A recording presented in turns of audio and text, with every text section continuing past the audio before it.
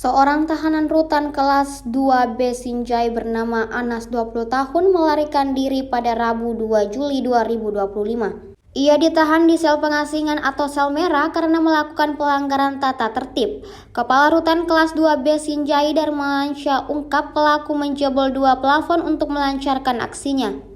Darmansyah memprediksi Anas melarikan diri pada dini hari. Kejadian ini pertama kali diketahui saat petugas melakukan kontrol dan perhitungan rutin blok hunian.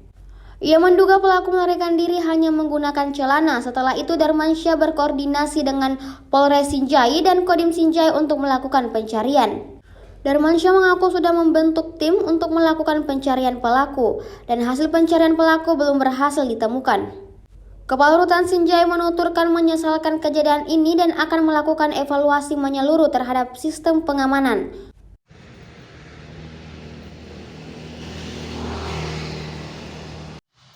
Jadi kronologisnya tadi pagi mulai kita lakukan pengecekan terhadap tahanan jam 7 pagi.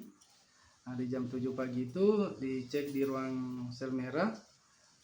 Tidak ditemukan seorang narapidana itu, makanya kita cek kembali. Setelah kita cek, ternyata plafon sudah jebol dan kita cek di luar itu sudah ini juga sudah lubang juga di plafon luar.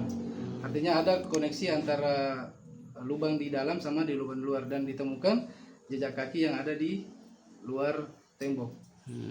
Perkiranya sekitar jam berapa itu, Pak? Kurang lebih sekitar antara jam 4 pagi sampai dengan jam 6 pagi. Identitas pelaku sendiri, Pak, atas nama siapa dan kasus apa, Pak? Kasus pencurian. Anas.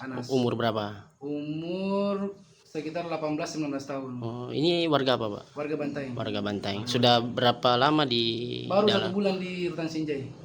Pindahan dari Rutan Bantaeng. Tapi apakah dalam proses 1 bulan ini dalam penjara, Pak, apakah ada gerak-geriknya memang mau melarikan diri atau bagaimana, Pak? Sebelumnya ada percobaan atau tidak ada, Pak? Sebelumnya tidak ada, tapi 2 hari lalu yang bersangkutan ini melakukan pelanggaran tata tertib, mencuri kartu berisi temannya di dalam satu kamar itu dicuri. Nah, kartu berisi itu apa, Pak? Kartu berisi itu adalah kartu untuk alat